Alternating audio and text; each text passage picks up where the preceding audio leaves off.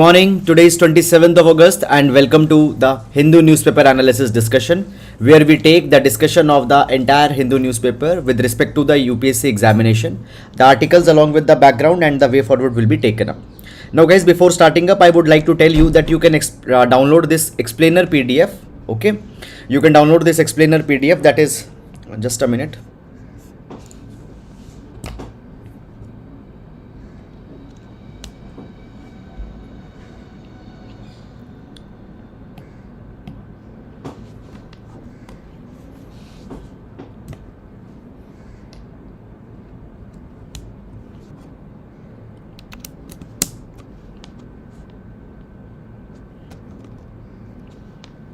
Now, sorry for this disruption. So guys, you can download this explainer PDF and this explainer PDF is available in the Telegram channel.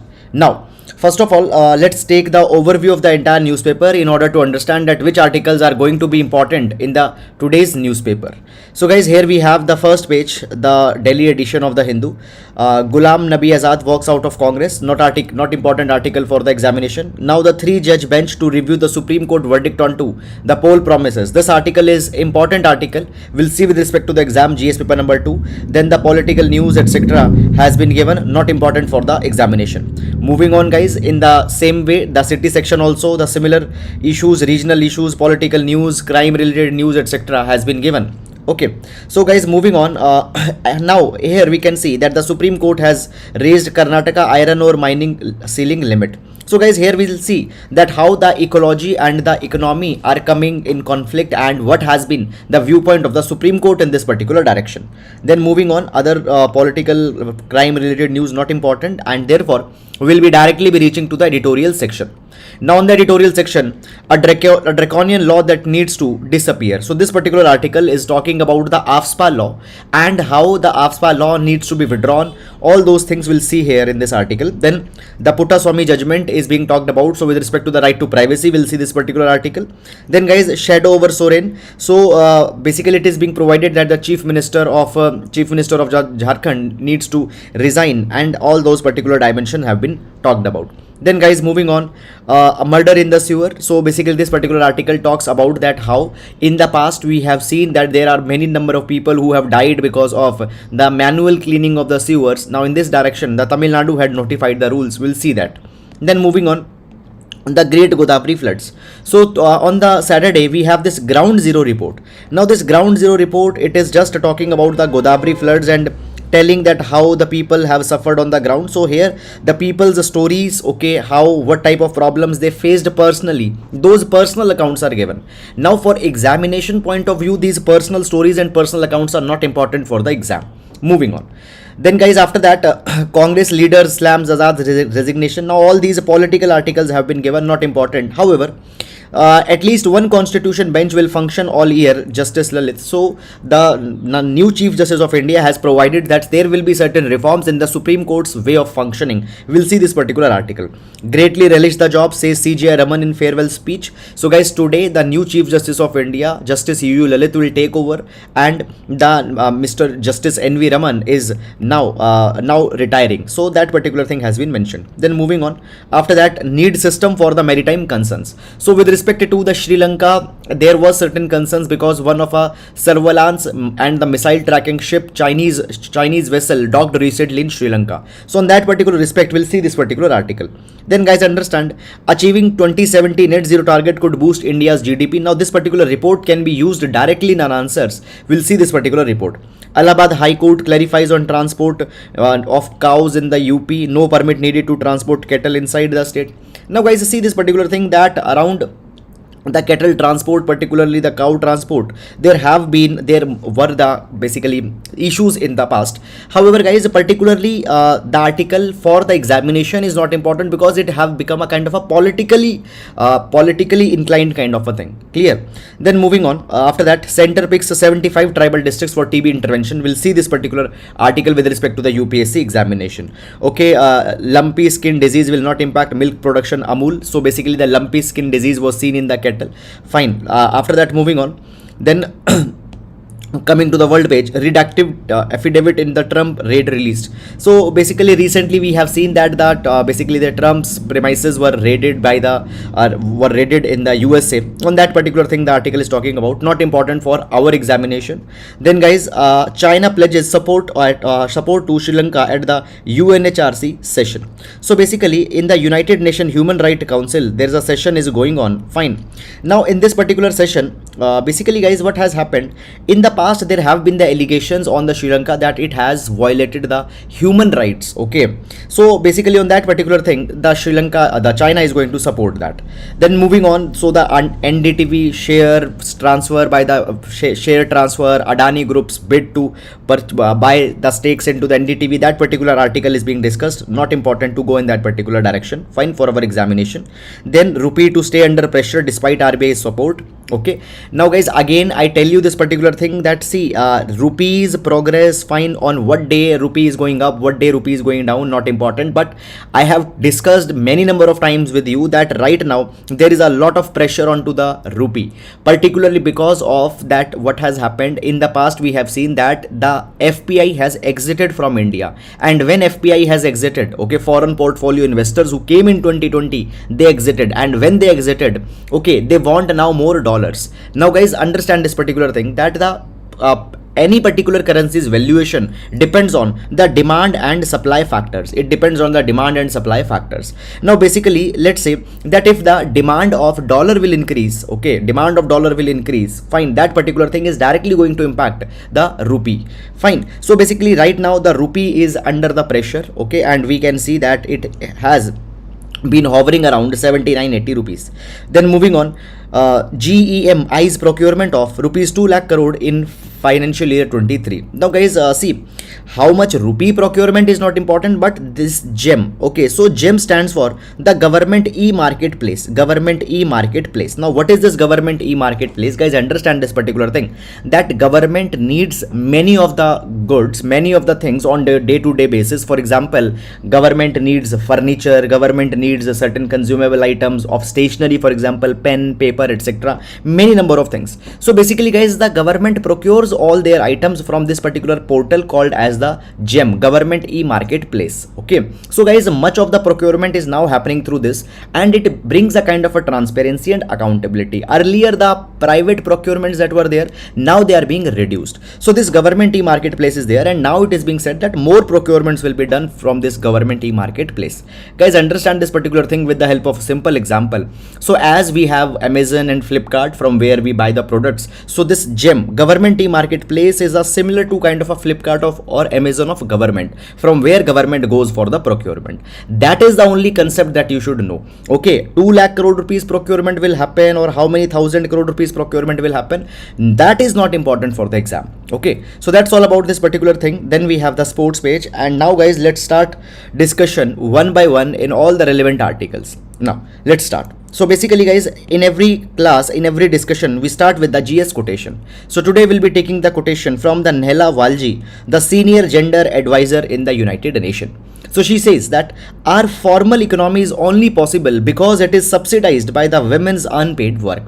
Now guys, when we talk about the women's unpaid work is majorly in the care sector. Now in the care sector, women are doing a lot of work in the domestic, there are the domestic responsibilities of the women that they are doing, and for that particular thing they are never being paid. Now because of the women's support into the domestic care work, the men in the formal sectors are able to perform, and all the GDP generation that is happening in the formal sector, it is because of the invisible support that has been provided by the women. So guys, the contribution of women in sustaining the economy is needed to be understood. Moreover guys, this also becomes the criticism of GDP also. The way we measure the economic progress by the GDP, it never considers the unpaid work that has been done. So with respect to GS paper number 2, the women issues, we can mention this particular dimension also. So that's all about this particular quotation. And now let's take the first article. Okay, now the first article we have taken from the first page. First of all, let's read the heading. 3-judge bench to review the Supreme Court verdict on the poll promises. Okay, court suggests an independent body. Now guys, this particular article first of all will be seeing with respect to GS paper number 2, GS paper number 2 elections, GS paper number 2 elections, as well as GS paper number 2 polity also will see this particular article. Now guys, this particular article again I will tell you that it is in continuation of that freebie crisis that is going on. Okay, now understand a little bit first of all the background. Now guys, when we talk about the Constitution of India, Constitution has created some kind of a framework provisions for the conduct of elections in India. For example, Election Commission of India has been provided within the Constitution. Then guys, after that, article number 102 and 191 has been provided into the Constitution. Article 102 talks about the disqualification of MPs in certain cases. Article 191 talks about the disqualification of the MLAs in certain cases. So basically, Constitution has made provisions with respect to the elections, but much more detailed provisions have not been made. Now in this particular capacity guys, the work has been done by the two separate legislations, two separate acts. One is the Representation of People Act 1950 and other is the Representation of People Act 1951. It contains the elaborate provisions with respect to the elections, their conduct, okay, the activities that are permissible to be carried by the political parties, and all those things have been contained in these two particular legislations. Now guys, when we talk about the Representation of People Act 1951, fine, there is one particular section into the RPA 1951, that is the section 123 Section 123 of the RPA 1951.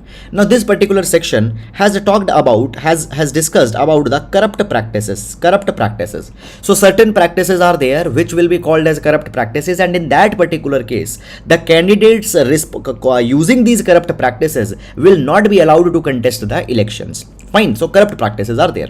Now guys, way back in 2013, a petition was made and it was asked that sometimes the political parties, they are giving some pre-poll promises. Okay, for example, they are promising that if we'll come to the power, we'll give you some kind of a freebie entitlement. For example, the dinner set, will be giving you some kind of equipment. Okay, let's say we'll give you some juicer, mixer grinder, all these kind of things. So these pre-poll promises are being made by the political parties. Can they be called as a corrupt practice? If they can be called as corrupt practice, this could have been a way that we could have controlled the freebies that are being offered by the political parties. Now, there was the judgment that was given by the Supreme Court way back in 2013, and this particular judgment was called as the S. Subramaniam Balaji judgment. Now in this S. Subramaniam Balaji judgment, the Supreme Court provided that the promises that are being made into the election manifesto, even the promises of entitlements that are being made, they cannot be, okay, focus on the word, they cannot be construed as corrupt practice under section 123 of the Representation of People Act. This was provided by Supreme Court, and because of this particular judgment, what has happened, many of the political parties, they are promising these freebies. Is it clear or not? Now there is a new development that is coming. What is the new development? Now the Chief Justice of India, okay, Chief Justice of India has provided that, okay, we will be constituting a 3-judge bench. We'll constitute a 3-judge bench, and this 3-judge bench will be reviewing this particular thing, that whether in section, whether when the freebies, free promises are being made, can they be considered as the corrupt practice under section 123. Is it clear or not? Now basically guys, understand this particular thing. I have discussed with you many number of times that first of all, when we talk about the matter of a freebie, there is one very big controversy that actually what is freebie, that cannot be easily determined. Okay, basically there is, for example, the Chief Justice of India just 2 days back has provided this thing that there are certain things which might look freebie to an urban privileged elite person, but they might actually be the game changing things for the poor people. The Chief Justice of India gave an example that, for example, shaving kit giving a shaving kit, free shaving kit might look a freebie to a urban elite person, but giving a shaving kit to a poor barber in the rural areas can mean a lot. It could be a life changing things.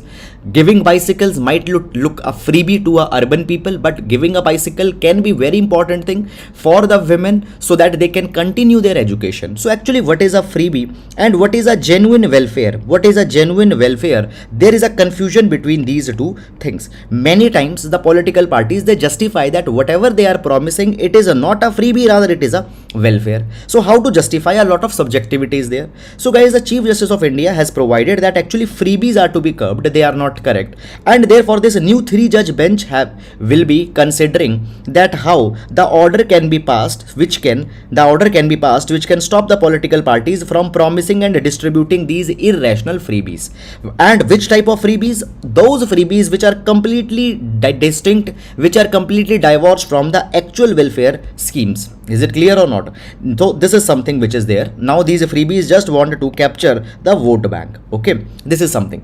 Now guys, the Chief Justice of India has also provided that the freebies, it create a situation where the state government cannot provide basic facilities. Now see what happens. Yeah, the freebies have been promised, a lot of money got wasted there. After that, the government struggles even to provide basic entitlements, the food, education, good health, good infrastructure. The government is not able to provide. Why? Because all the money has been wasted in freebie. Now guys, understand that as this particular issue is going on for such a long time, the political parties have approached the court repeatedly and have dissuaded. Okay, have dissuaded. Dissuaded means that they have provided that the court should not do something, had discouraged. They have dissuaded the court that the court should not be gagging a welfare state. Gagging a welfare state. Okay. Gagging a welfare state means that it should not restrict a welfare state. Thus, parties have provided that there is a chapter into the Constitution of India, Directive Principles of State Policy. Okay, now into the directive principle of Article 36 to 51, DPSP have clearly provided the role of a welfare state. So therefore, even these entitlements are nothing but a benefits to the people, welfare to the people, and are fulfilling the DPSPs. So this is something that has happened. Now guys, this 3-judge bench will consider this as Subramaniam Balaji judgment, and by that particular thing, some control on the freebies might be made. So this is guys the entire article, and I hope that you have understood it. Now we'll move to the next article. Okay, so this article, first of all, let's read the heading. It says, achieving 2070 net zero target could boost India's GDP report. Fine. This particular article will see with respect to the GS paper number 3, ecology versus economy debate. Ecology versus economy debate. Ecology versus economy debate. Okay. Now guys, understand this one particular thing, that whenever there is a question coming and in the question you are writing some of a dimension, always it is needed that you need to substantiate your arguments, you need to substantiate your dimensions with putting enough of data, reports, judgments, keywords, etc. Understand this particular thing, that now the times have changed. Is it clear or not? In this cutthroat competition, whenever you are writing any dimension, you need to substantiate, support your arguments with some data. Now, before going in this particular article, guys, let's take some of the background first, and after the background, we'll be understanding this article, what it is talking about. Now, see, basically, recently the COP26 recently, Conference of Parties COP26 was held in the Glasgow in 2021. Now, in this Conference of Parties COP26, India has agreed the Panch Amrit. Okay. In this Panch Amrit, India has provided that we will be opting that by 2070 carbon neutrality will be achieved in India. Okay, what is the concept of carbon neutrality? Understand, actually guys, there are two things. One is carbon negative, and other is the carbon neutral. Now, carbon negative means that you are absorbing more carbon than you are emitting. More carbons are being absorbed rather than being emitted. So in the carbon negative, we have the example of Bhutan. Bhutan is a carbon negative country. Okay, they absorb more carbon but emit less carbon. And then the next one is the carbon neutrality. Carbon neutrality is also called as the net zero. It is also called as the net zero. It means that whatever emissions we are doing, we need to absorb also the similar carbon, okay, through carbon sequestration. Fine. So the carbon emission and carbon absorption, carbon sequestration needs to be same, so that at the end of the day the balance is zero. So we call it as a net zero.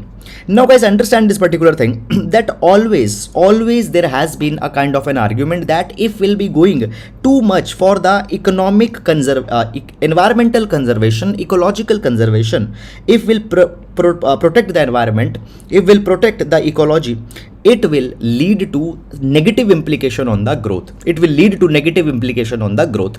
How it will lead? I'll give you one very basic example. Understand this particular thing that, for example, for the carbon neutrality, India has to scale down, India has to wipe out the coal-fired power plants. Once we'll do that particular thing, obviously the alternatives that India has to brought right now, these alternatives might be expensive. By that particular thing, electricity will become expensive, and when the electricity will become expensive, what will happen? India's manufacturing sector will get impacted. You getting it or not? Moreover guys, today as we are going for the growth, we tend to do more and more pollution because we need to bring more people out of poverty. Today growth is more important. The way how the growth is being brought, that is not important. Growth is more important. In that particular thing, what happens? We tend to become a kind of a polluting country in that particular capacity. So guys, what is happening? If we are conserving environment or the ecology, we might not be able to bring our economy on the track. So there is the ecology versus economy debate. But here this particular report has come, and this report has said that no, that's not the correct thing.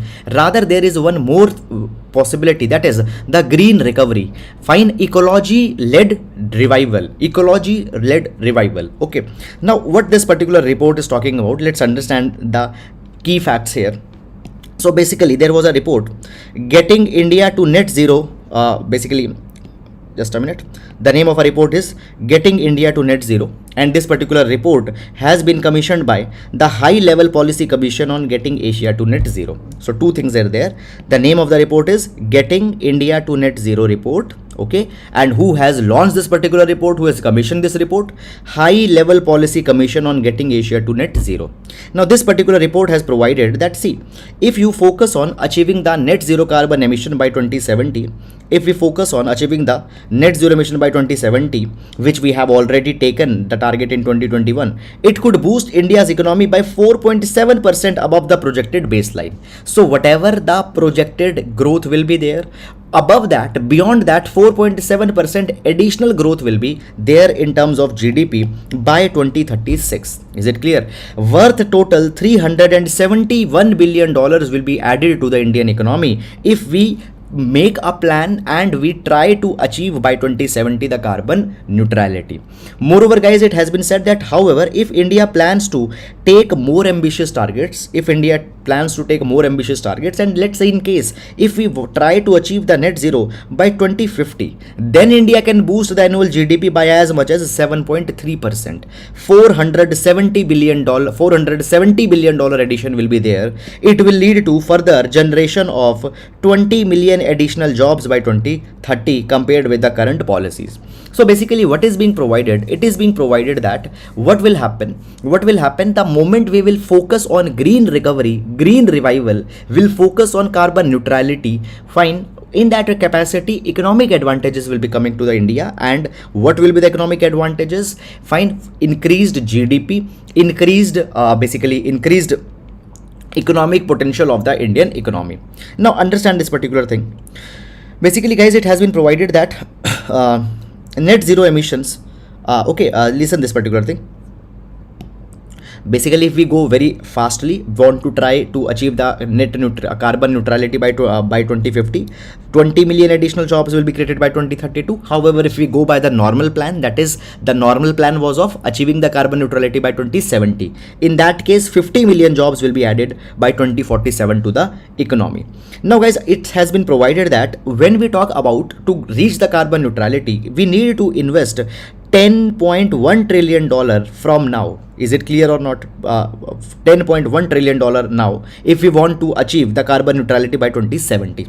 However, if we want to achieve the carbon neutrality by 2050, we need to invest $13.5 trillion in economy. So this is a very good point, that what is the cost of becoming the carbon neutral? What is the cost of becoming the carbon neutral? Now guys, how this particular advantage will come?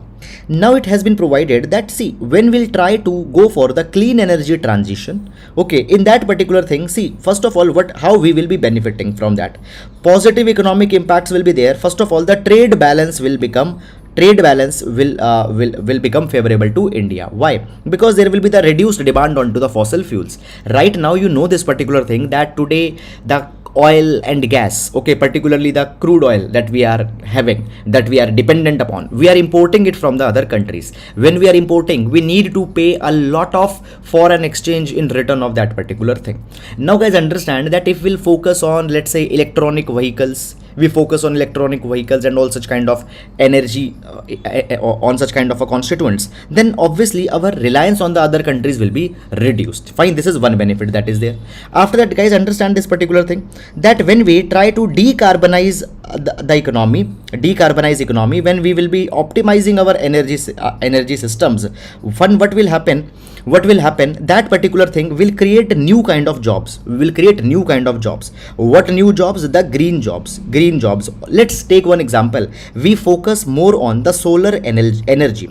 Now guys, the solar industry will get a boost. That solar industry will generate a lot of employment. We need to have solar engineers, we need to have technicians, okay, we need to have trained technicians in that particular line. So there will be a lot of jobs that will be created, obviously guys. Moreover, understand this particular thing, today we call that China is the factory of the world. Okay, there are many number of items on which the China has developed an expertise, particularly the electronic equipments. China holds a kind of a monopoly.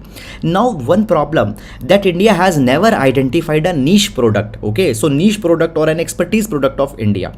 Now guys, the solar panels, okay, the solar modules, photovoltaic cell, these could be the niche products which India can export to other countries, and India can also become a kind of an exporting powerhouse. So in this particular capacity also, the solar is helping us a lot. Fine, so basically new age jobs, fine, green jobs, such kind of things will be created. Now, so therefore achieving the net zero can have economic advantage also. So there is this particular debate of ecology versus economy doesn't makes any sense now. Okay, so the ecology can revive the economy. That's all about this particular article. I hope you have understood it, and now we'll move to the next article. Now again guys, one more article has come with respect to the ecology versus economy debate. Okay, so I have told you that these two things always go in debate. If you focus on environment, economy will be impacted. If you focus on economy, environment will be impacted. Now in this particular direction guys, there is one particular issue. What was the issue? Basically Karnataka has iron ore mines. Now the Karnataka's iron ore mines, on that there is a ceiling that has been imposed. Okay, that is the maximum iron ore that they can extract in one particular year. Now guys, from the past few months, Karnataka was requesting the Supreme Court that the Supreme Court should allow them that they can raise the limit of iron ore that they are extracting. They want that this ceiling limit is to be revised.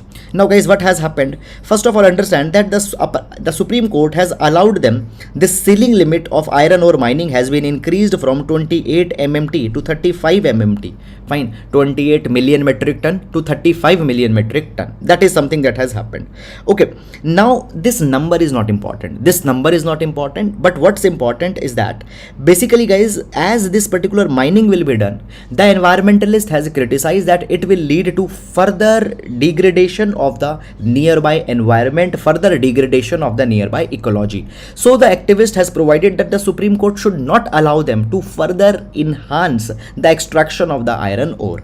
Now in this particular definite direction, the Supreme Court has provided that conservation of ecology and environment must go hand in hand.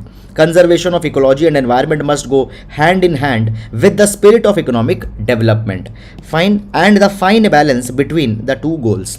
Supreme Court provided that, see, both the goals, that is the ecology is important and the economy is important. We need to balance them both. Both needs to go hand in hand, and a balance, fine balance is needed to be achieved.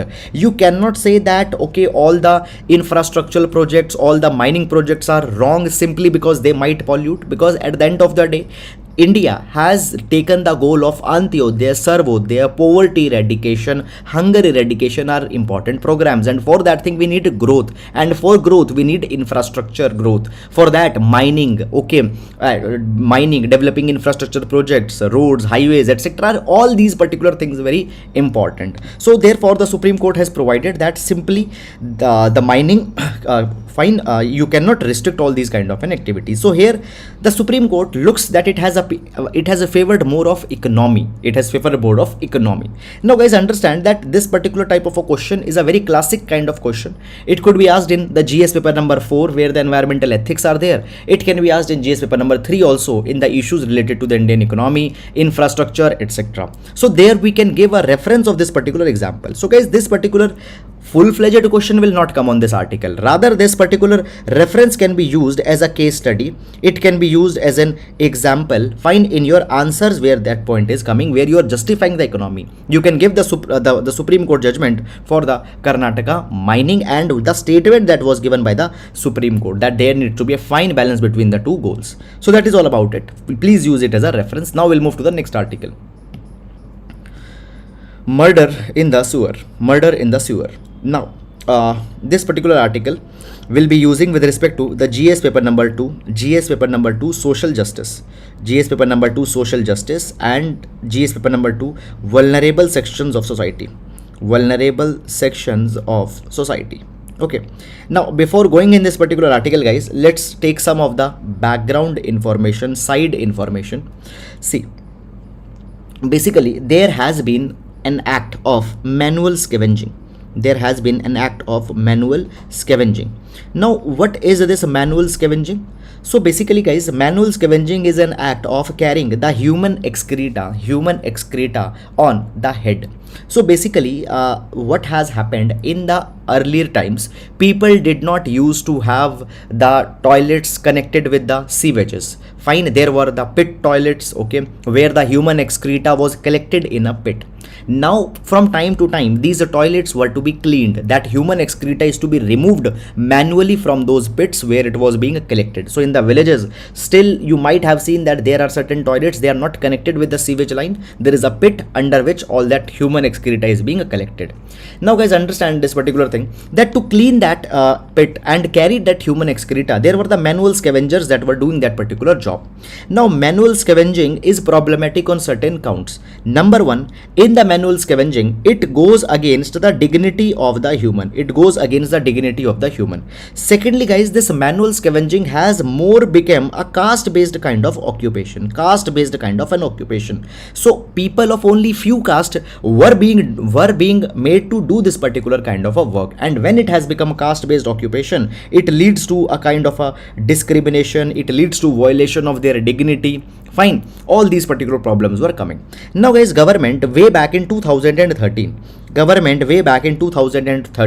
had brought the Manual Scavenging Prohibition Act, Manual Scavenging Prohibition Act 2013, and provided that this act of manual scavenging, that is manually carrying the human excreta on the head, fine, it is banned, it is not allowed. Okay, moreover guys, government has already carried the rehabilitation scheme for the manual scavengers. In this rehabilitation scheme for the manual scavengers, the people who were doing the manual scavenging work, they have been rehabilitated, they have been given another kind of a skill, and now they are not doing that particular thing. So this is something that is happening. Now guys, understand the manual scavenging has been banned, but at the same time there is the manual cleaning of sewers that is still going on. Manual cleaning of these sewers which is still going on. Fine. And guys, if you follow regularly, I think 15-20 days back we have discussed one article also where the Ministry of Social Justice had come out with a scheme, that is the Namaste scheme. We have discussed this entire Namaste scheme, and in this Namaste scheme the Ministry of Social Justice provided that now they will focus on the people who are working in the manual cleaning of sewers. Government provided that we will survey them, we will rehabilitate them, and if needed we will provide them the aids, we will provide them the machinery so that manually they don't need to enter the sewers, and by those machines they can clean those sewers. So this Namaste scheme was organized. Now guys, at that point of a time the Ministry of Social Justice has cleared this particular thing, that actually manual cleaning of sewers and the manual scavenging are different things. Okay, now you will not be okay, now this could be the case that you might find this thing absurd, you might not be finding this thing particularly very logical, because obviously when a person is cleaning the sewer, fine, he will be dealing with the human excreta, okay, that is there. But government had said that no, manual cleaning of sewers is different and the manual scavenging is different, and government has already cleared this particular thing,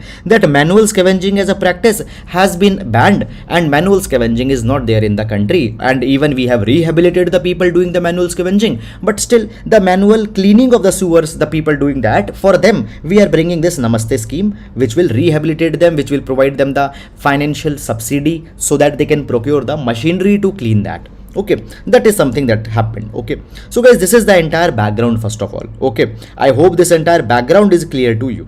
Now going in this particular article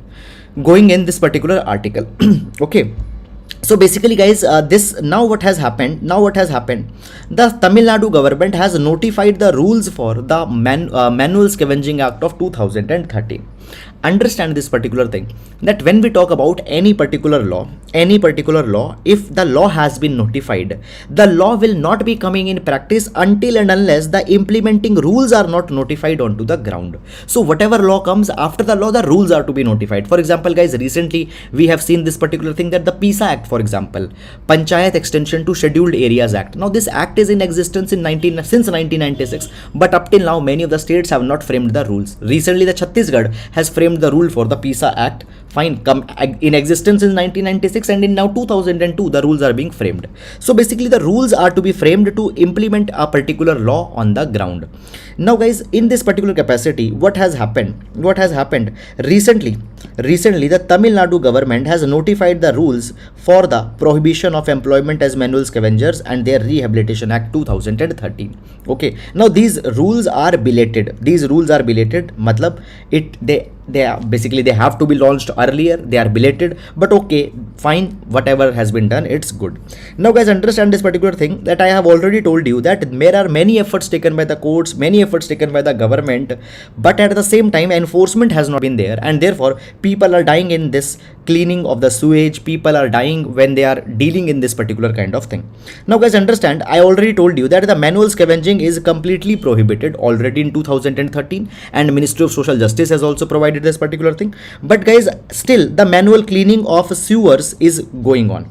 Moreover, when the manual cleaning of the sewers is there, you cannot just go, a person cannot just go and clean that particular thing without any aids. There is a very long list of aids and equipments that are needed. What aids and equipments are needed? The law provides very clearly that if any person is going for the manual cleaning of sewers or the septic tanks, then that particular person should be provided airline breathing apparatus, airline respirator, air purifier gas mask, device for the artificial respiration, then the breathing apparatus, mask, and many other equipments are also to be provided to a person when he is going to clean the sewers manually. Now in this particular capacity, already since 1993 971 people have been killed, and Tamil Nadu is the top state where the largest number of deaths have happened due to the manual cleaning of the sewers. Now what happens? Basically there are many of the noxious poisonous gases that build up into the sewers. Okay, and when these poisonous gases are there, at that point of a time a person is not able to breathe, and because of the suffocation most of the deaths happened. Now this is something that is there. Now guys, anyhow, the Tamil Nadu has now notified the rules, and though it has notified the rules, now just notification of the rules will not mean much, but there also needs to be the proper implementation of the rules. Along with that, there needs to be the adequate monitoring measures. Fine, they are very much essential. All the efforts are to be taken that basically, even let's say in case there is some person who has died in these particular kind of situations, then the people are to be, their family members are to be provided a profession, and a kind of a profession, fine, a kind of a government job. They are to be provided some financial assistance and all these kind of things. So therefore, this particular article is talking in this particular direction. So this is a very important topic of the social justice. Now the Tamil Nadu government has notified the rules, and implementation is something which is now to be taken up. Guys, understand this particular thing, that whenever we talk about any developmental issue in India, problem in India is not of law. We have ample number of laws, but what's the problem? Problem is of implementation of the law. Until and unless implementation will not be onto the ground, the law will not be helping too much. So always implementation is important. Now moving on, fine. Now Puttaswamy and now the next article, Puttaswamy and the fading promise of a right. Puttaswamy and the fading promise of a right. Now this particular article will be seen with respect to GS paper number 2, fundamental right, and within the fundamental right, right to privacy. Fundamental right, right to privacy. With this particular respect, we'll see this particular article. Now let's move on. Okay, so basically guys, a little bit of a background will be taking here. So we have the fundamental rights, chapter, fine, that is the part 3 of the Indian Constitution. Now listen, the fundamental rights are those rights which cannot be alienated in the normal circumstances. However, fundamental rights are also not absolute. It means that in certain circumstances, the fundamental rights could be restricted. But anyhow, the fundamental rights provide a wide range of protections. It provides wide range of assertions to the individuals. Now when we talk about fundamental rights, okay, though there are some specific fundamental rights that have been explicitly provided in the Constitution, there are certain fundamental rights which have been explicitly provided into the Constitution. Okay, article number 12 to 35 are there, which are talking about the fundamental rights. But guys, in India, the judiciary has been interpretive judiciary. Now what is the meaning of this interpretive judiciary? Interpretive judiciary means that from time to time, judiciary has expanded the scope of the fundamental rights that are available to the citizens. And in that particular capacity, recently, actually 5 years back, in fact, this is a 5-year anniversary, fine, and because of this 5-year anniversary, only this particular article has come. So 5 years back, what happened? The Supreme Court expanded the scope of fundamental right in one very important judgment, that is the Justice K.S. Puttaswamy versus Union of India judgment. In this particular judgment, Supreme Court recognized that the right to privacy is a fundamental right, and it has been specifically been given in the article number 21 of the Indian Constitution. Okay, it is specifically been protected under the scope of article number 21 of the Indian Constitution. Now the Puttaswamy judgment was important. Why? Because before the Puttaswamy judgment, there were some another judgments which have provided that there is no fundamental right of privacy in India. So what were the name of these judgments? There was the Khadak Singh versus State of UP judgment, and there is one more judgment, that was the MP Sharma versus Union of India. In both of these two judgments, it was provided that there is no fundamental right to privacy under the Constitution. Okay, and now the Puttaswamy judgment has overruled such kind of a thing, and has provided that there is a fundamental right to privacy under article number 21. So these two judgments were reversed by that. Now guys, understand this particular thing, that as the fundamental right to privacy was recognized, government constituted B.N. Shri Krishna Committee. And this B.N. Shri Krishna Committee was asked that, okay, you suggest us the data protection framework. Fine, any law that we need to bring so that we can protect the data of the people, because guys, people's data is very much connected with their privacy. So the B.N. Shri Krishna Committee was constituted, and on the recommendations of the B.N. Shri Krishna Committee, Personal Data Protection Bill personal data protection bill was drafted, and this particular bill was being debated from last 3 years. Okay, now 5 years have happened since this Puttaswamy judgment came. 5 years have happened since Puttaswamy judgment came, but guys, up till now we can see that actually on the ground the fulfillment of the Puttaswamy judgment has not happened. Now it has been provided that in the practice this judgment is not being implemented. Now what are the reasons that it is not implemented? First of all, the personal data protection bill, okay, the personal data protection bill that we discussed, okay, I told you, fine, this the bill that was brought by on the recommendation of BN Shri Krishna committee, this particular bill has now been withdrawn. Government says that government will bringing new bill, okay, but when that particular bill will be brought, what is the timeline for that particular bill? That timeline has not been given very much clearly. So this is one issue. After that, we see this particular thing that the data security breaches have been on rise. Many instances have been there where the data theft has happened, data have got compromised, many of the leaks of the data has been there, people's confidential data got leaked. Moreover, understand this particular thing that guys, basically even the person or the business within or outside in India, okay, still for a slight bargain they can procure the personal information for a vast majority of people. Now see, there is so much of data that had got leaked that by giving just a small amount of money you can procure these particular data, and this particular data can be used for giving targeted ads, for telecalling, telemarketing and all those particular kind of things. Now it has been provided that actually when we talk about the data, first of all, there is a fear of non-state actors, okay, the people, they might use your confidential credit card information, they can use your confidential debit card information and might steal money from your bank account. So the non-state actor criminals, they might use your data. Guys, your data can also be used by the telemarketing firms, cyber criminals, they can be used by the e-commerce platforms, they can show you targeted advertisement. All this is happening, but at the same time the individuals who have some specific type of political opinions, fine, they could be targeted by the government by using their by violating their right to privacy. Now yesterday we have seen there was one particular article on the Pegasus. So basically what happened, there are the allegations that the Pegasus spyware has been used in India. Now there were the many people who have been spied by using this Pegasus spyware. By the way, Pegasus spyware is the spyware that has been developed by the Israeli firm by the name of NSO, and last year it was said that the government might have procured this spyware from the NSO and might have used this spyware against the people. Such data, such kind of reports that were there. Okay, now guys, in this particular capacity, yesterday we have seen that the Supreme Court has constituted a panel, and that panel has been given the mobile phones, okay, the infected mobile phones, that you please see and see that where there was the Pegasus or not.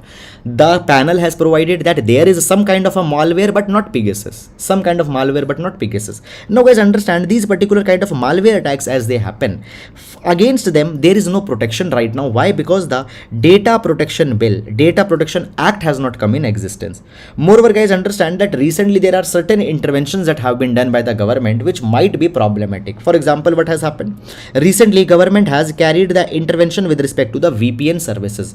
What is this VPN? VPN stands for virtual private network. Now guys, understand this particular things, that suppose this is you, okay, and let's say on your mobile phone you are searching something. Now your information will go to the internet service provider that okay, Mr. X wants to search this thing. They will send the data back, and okay, the mobile or website will open on your mobile phone. Now understand this particular thing guys, that the data that you are sending to the internet service provider, and in return the exchange, the information that is coming from the internet service provider, this particular data can be, or this particular flow of movement can be read by government, can be read by any third party. Is it clear or not? Now in this between, the virtual private network will come. Now what happens in the virtual private network? VPN, these are the software, VPN are the services which will establish a kind of a private line. Is it clear? It means that let's say you want to search something, now the internet service provider will not be able to know your location, that you are located in Delhi or something else.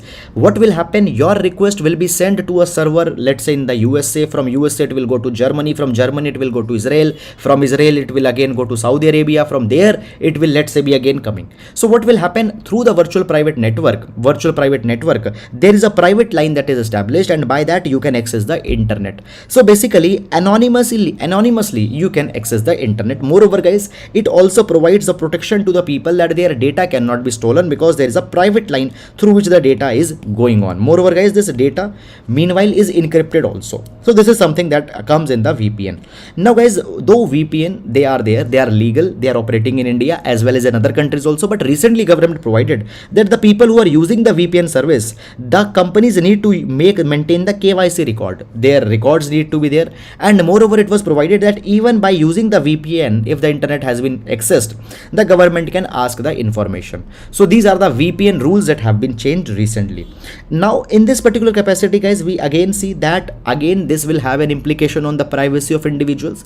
So this article is talking about that over the years what has happened repeatedly, individuals' privacy got compromised, and still the 5 years have happened, but the spirit of Puttaswamy judgment has not been fulfilled. So this is something that's to be done immediately. That is all guys about this particular article. I hope you have understood it, and now we'll move to the next article. A draconian law that needs to be disappear. So this particular article talks about the AFSPA, that is the Armed Forces Special Powers Act. Now this particular article will use with respect to GS paper number 2 and GS paper number 3. GS paper number 2 and GS paper number 3. So guys, GS paper number 2, the application of the AFSPA often becomes a federal issue. It becomes a federal issue. And secondly, GS paper number 3, internal security. Internal security will see this particular article. Let's discuss the article. By the way guys, this particular article has become important because there is one background that I want to tell you. What happened few months back in the Nagaland, there was one incident that happened. In the Nagaland, one incident happened. Basically, there was an apparent intelligence compromise. Okay, the armed forces, they were planning to carry a kind of an intervention on the insurgent group, but they got some wrong information, and by mistake they attacked on a civilian group. Okay, and there were some people who got injured, they got harmed. After that, there was an issue came that actually the armed forces are able to do these particular kind of an interventions because the AFSPA Act, Armed Forces Special Power Act, has given them a kind of a protection. Okay, so therefore there was the kind of protest that the AFSPA needs to be removed. Fine, from the northeast, fine, it is undemocratic, all these things were coming. So there was the AFSPA in the news few months back also. Now again the article on AFSPA has come. Now guys, understand recently why the AFSPA has come again, because the Prime Minister, during the Peace, Unity and Development rally that he carried in Assam, he indicated this particular thing that in the northeast, the AFSPA, that is the Armed Forces Special Powers Act that is in existence, it might be withdrawn. Fine, already guys, this particular year the partial withdrawals of the AFSPA has happened from the Assam, Nagaland, Arunachal Pradesh, Manipur. Okay, so there might be more withdrawal of the AFSPA, more districts will come out of AFSPA. Now let's understand that what is this AFSPA all about? What is this particular act? Now basically the story starts from the Britishers' times. So basically Britishers, they come out with the Armed Forces Special Power Ordinance 1942.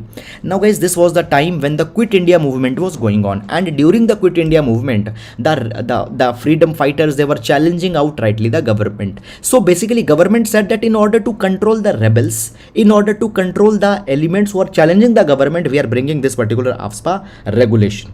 However guys, under this AFSPA, what happens? Under this AFSPA, the armed forces, they get extraordinary power. Without the warrant, they can arrest the people, and in some of situations they can open the fire on the people also. That were the extraordinary powers that were given. Moreover guys, impunity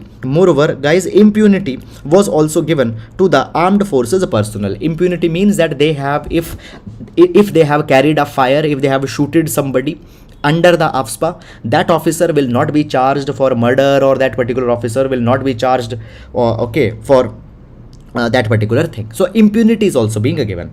Now guys, understand that this law came during 1942. In 1947 we got independence, but after the independence in the northeast there was a lot of insurgency that started. Okay, particularly the regions of the Nagaland, they wanted to have a kind of an independent status now, but under the Indian constitution, such though we can give considerable autonomy, to the states, but we cannot basically the secession is not allowed. Secession from the India cannot be allowed. So some of the states, particularly Nagaland, want to secede. Some factions want to secede. So in order to control that insurgency, the AFSPA was retained through the Armed Forces Special Powers Act 1958. So this law right now is operative into the northeast. Under this particular law, right now this particular law is applicable currently in force in Assam, Nagaland, Manipur, 3 districts of Arunachal Pradesh. Okay, 8 police stations of the Arunachal Pradesh bordering the Assam. So you can simply say Assam, Nagaland, Manipur, certain areas of the Arunachal Pradesh. Then guys, in Jammu and Kashmir also there is AFSPA, but there is a separate law. Not under 1958 law, there is a separate law for the Jammu and Kashmir, that is the Special Powers Act of 1990. So in all these particular regions, the AFSPA is applicable. Now guys, what happens once the AFSPA is made applicable in one particular region? Then what basically how it is applicable? The central government or the governor or the state or the administrator of the UT can declare a particular part of a state or the whole state as a disturbed area. It can declare that a disturbed area, and once it is declared as the disturbed area, the AFSPA can be applied. And once the AFSPA is applied, the police officers, they can arrest people, the armed forces officer, they can arrest people without the warrant. In some circumstances they can search their premises, and they can also carry basically carry the firings also in such kind of an instances. Now what has happened, repeatedly there have been the allegations that there is the misuse of the AFSPA that happened, and one very significant case in this particular direction was the Extrajudicial Execution Victims Family Association Manipur. Now this particular association of Manipur has reached the Supreme Court, and it has provided that there are 1528 alleged fake encounters that have been done by the armed forces in the past few years by using the protection under the AFSPA. So more than 1500 people have been killed by the armed forces by using the AFSPA, by using the protection that they have got under the AFSPA. Now in this particular thing, the court provided that whatever they are saying, it appears that it is true, and the court recognized that there is no basically there is kind of a no doubt that this act might not have been misused. This is something that was provided. AFSPA was criticized a lot by the Supreme Court here. Now guys, in this particular capacity, the Supreme Court provided that there is no blanket immunity available to the perpetrators of the offense. So the armed forces officers, they cannot claim a kind of a blanket ban immunity. Okay, so their trial can be carried by a criminal court under the CRPC if somebody is firing on people, if somebody is harming the people. Then after that, there is one more, Justice BP Jeevan Reddy Commission that was constituted. Now Justice BP Jeevan Reddy Commission was also asked that, okay, you tell whether the AFSPA should continue or not. Now the Justice BP Commission provided this particular thing. In a report, they provided that the AFSPA can be withdrawn. AFSPA should not be there, and wherever the disturbed areas are there, the disturbed areas can be controlled by an existing act, that is the Unlawful Activities Prevention Act. So through the Unlawful Activities Prevention Act, the purpose of AFSPA can be achieved. So therefore AFSPA needs to be not to be used. However, this particular report's suggestions were not accepted. They got suspended. Now basically it has been provided, guys, that over the years there has been the citizens who are asking that the AFSPA should be withdrawn. The citizens don't want that particular thing.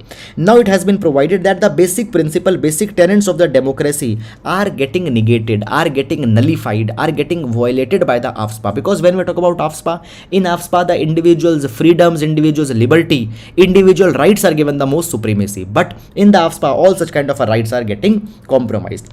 Now it has been provided that no section of society, no person will be ever be allowing themselves to be subjective of the draconian law such as the AFSPA. So therefore it has been provided that the center needs to consider this particular thing, that the how AFSPA can be minimized, how AFSPA can be diluted, and all the deaths that have already happened in the Manipur. For example, these 1528 fake encounters that have been alleged by this by the organization, that is the extrajudicial execution of victims family association, they needs to be investigated fairly, and if there have been any misuse, then for that particular thing justice needs to be brought. So these are all the things that have been provided in this particular article. Fine. So guys, I hope that you have understood this particular issue. Now this issue can be a very important article. A full length question can also be asked. However, no need to go beyond the scope of this particular article. Now we'll move to the next one. Center picks 75 tribal districts for the TB intervention project. Okay.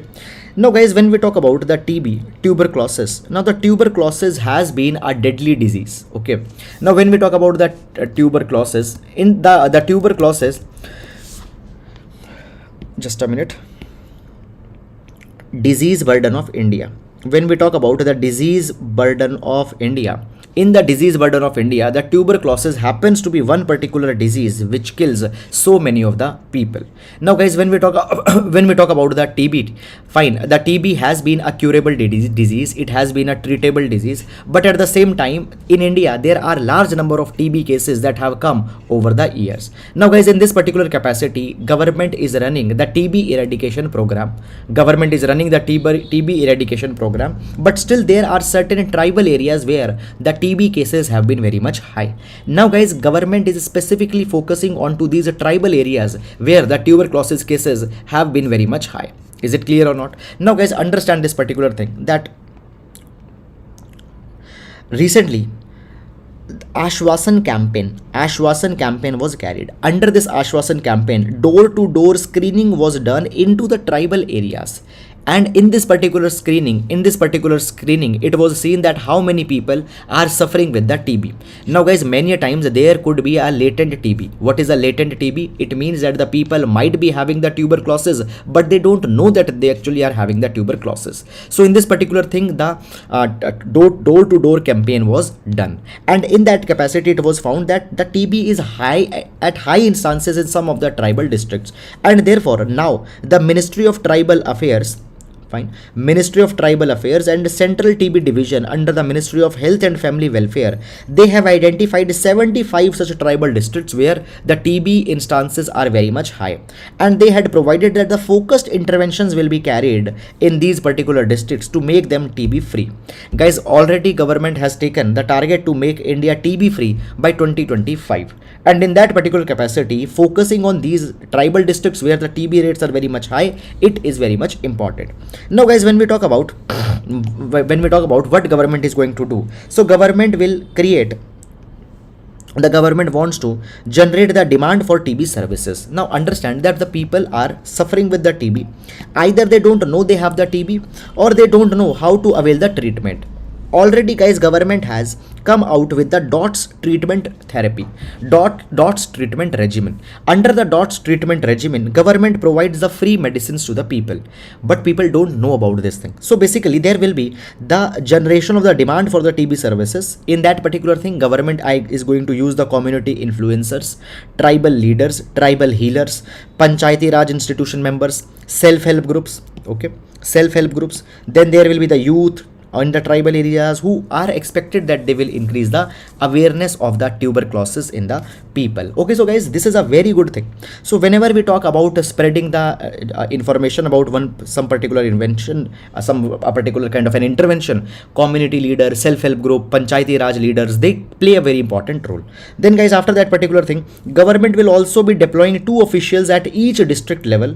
Okay, now these particular officials will be given a specific responsibility that they need to carry the intervention, and they need to make sure that the TB, people with the TB are being screened, they are availing the medicine, they are continuing their particular medicine, and all those particular things was there. Okay, now guys, little bit of the basic information about the TB. Basic information about the TB. When we talk about the TB is contagious airborne disease. Contagious means that it is communicable disease. It can be spread from one person to another person. Okay, if there is an infected person through his through his droplets, okay, he can infect the other person also.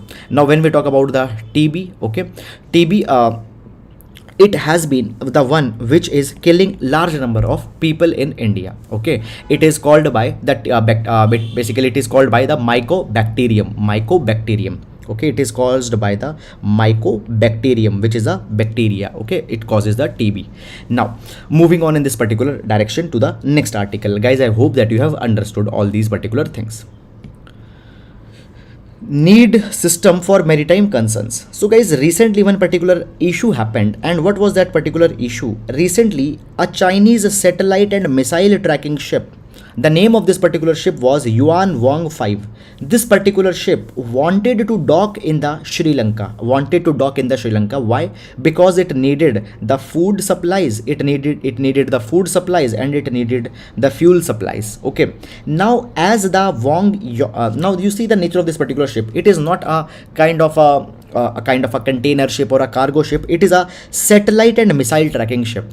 Now guys, government of India had a apprehension against this particular thing. They said that it might compromise the India's national security. So you please don't allow the docking of this Yuan Wong 5 ship in the Sri Lanka. Okay, what happened in starting? This particular ship was basically there was a delay. Okay, it was said that okay, immediately will not give the permission. There was a delay, but after a period of time, this particular ship finally came. It docked into the Sri Lanka. India was not happy with this particular thing. Now guys, this particular issue was going on from so long because guys, it is not that particular moment was problematic. If this particular thing would have, if it is being allowed, then it will become a practice. After then it will become a regular practice by the China. Okay, now in this particular capacity guys, the relations between India and Sri Lanka also went for a little bit of decline. Now guys, the Sri Lankan envoy has provided this particular some views on this particular point. He has provided this particular thing that see, the India is disappointed over the Colombo's decision where the Sri Lanka has allowed the Chinese tracking vessel to dock in the Hambantota port. Okay, but Sri Lanka says that at this point of a time, our consideration is the economic crisis going on in Sri Lanka, and we were not able to think too much on this particular issue. And the Sri Lanka had said that we need to create a new framework to how to deal with such kind of maritime security concerns in the future. Now the Sri Lanka has provided such kind of things will happen in the futures also. So how to deal with such kind of a concerns? A system, a framework is to be developed so that a kind of an approach, a kind of a very clear policy can be adopted. Okay, this is something that has been done. Okay, so apart from that, there is nothing much substance. Basically guys, already when we talk about the India-Sri Lanka relation, India has provided more than $3.8 billion financial assistance to the Sri Lanka. It includes the line of credit, it includes a currency swap agreement. Moreover guys, India is also helping the Sri Lanka to negotiate the IMF package. So guys, recently in the Sri Lanka, the balance of payment crisis is going on. What is a balance of payment crisis? When a country is not able to pay for the imports, when a country's foreign exchange reserves fall to such a level that they don't have a foreign currency to pay for the import, that is called as the balance of payment crisis. And in that balance of payment crisis, IMF can help. So there is extended fund facility. Under which the IMF can provide the help. So in this IMF negotiation also, India is helping Sri Lanka. $3.8 billion assistance has been provided by the Sri Lanka. Fine. Recently the Dornier aircraft was also provided to the Sri Lanka by India. So guys, India is following its neighborhood first policy. But in that direction, Sri Lanka also needs to be sensitive to the India's concern, and they should not allow the docking of such ships in the Hambantota port. However, Sri Lanka had said that for the incident that has happened, okay, we did not had much consideration in mind because already there were the other problems, but now we will be focusing on building a new framework. So how in the future such kind of things don't happen. So this is something that has happened. Beyond that, you don't need to go and read anything in this particular line. So guys, these particular things can be used as a references, as an examples. Now we'll move to the next article. At least one constitution bench will function all year, Justice Lalit. So guys, this particular article we'll see with respect to the GS paper number 2, judiciary. Now guys, understand that today, that is understand this particular thing, that today, that is 27th of August, Chief Justice of Justice UU Lalit will take over as the 49th Chief Justice of India. He will take over as 49th Chief Justice of India. Now in this particular capacity, Justice UU Lalit has provided that he is going to bring some substantial reforms into the Supreme Court. Now guys, understand this particular thing. Some important facts are there. When we talk about Supreme Court, the pendency of the cases in Supreme Court has increased to 71,000, which is all-time high. It was around 55,000 in 2017, but from there 71,000 cases are there. Now guys, at the same time, the number of judges into the Supreme Court have also been increased. Right now there are 34 judges into the Supreme Court, and this increase was made in 2019. But at the same time, the pending cases are increasing in the Supreme Court. Now the Supreme Court had said that at least one constitution bench will function all throughout the year. Constitution bench is the bench which has minimum of the 5 judges. Now guys, many of the constitutional cases are there. Many of the cases are there which have been earlier been dealt by a smaller bench, a bench containing 2 judges or 3 judges. These cases are to be referred to a bigger bench. So therefore, such cases go to the constitution bench. Then there are some constitutional provisions that have come under the dispute. For that, constitution benches are there. So constitution benches are there where minimum 5 judges are there. Such benches are right now constituted onto the need basis. They are not permanent feature. On the need basis, such benches are there. Now the new CGI said that one constitution bench at least will continue for the entire year.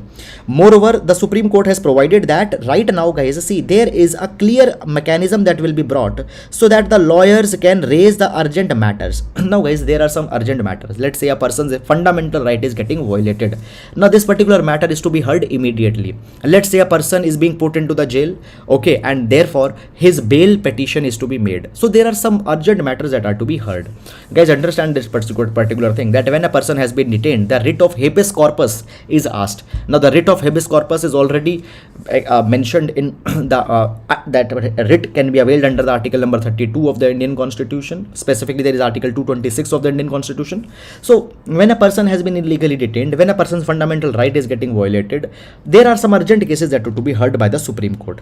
Now guys, the lawyers have to convince the judges that they should hear their particular cases. So basically, it has been provided that we need to bring some changes in this particular matter. It has provided that what happens in the mornings, just focus on this, in the mornings in the Supreme Court, there are the crowds of the lawyers who try to convince the judges to put their cases of the hearing, okay, to give them the priority. Now this particular system is not working very efficiently. So Justice UU Lalit provides that we need to provide a system by which the litigants, lawyers, they can avoid the delay in getting their cases listed in front of a bench. So that mechanism they will be coming out with. So this is guys about all this particular article. Okay, so now it has been said it will happen. We actually need to see that what strategy onto the ground will be coming. So that is all guys about this particular article. And with this, we come to an end to the today's newspaper analysis. Guys, I hope that you are able to understand all these particular articles, and I hope that the background that we are trying to give you here, it is helping you. So guys, now we'll be meeting on Monday. Okay, so today is Saturday, and I tell you every Saturday that please keep your Sundays a day for revision and consolidation of all the current affairs that you have done into the past, because not revising will not going to help you into the long run, because if will not revise, will not be able to reproduce that particular content in the exam. Okay, so please revise. Moreover, on Sundays, text and context page doesn't comes, editorial page doesn't comes, the FAQ page that comes, it just contains the news that have repeated into the past. Okay, however, if there is any important news, that will be covered on Monday as well. So now we'll be meeting back on Monday. Till then, please take care. And guys, if you are liking, please do hit the like button, leave your comments, find these comments motivate us to work even more harder. So thank you so much, and please consider subscribing to the channel. Thank you so much.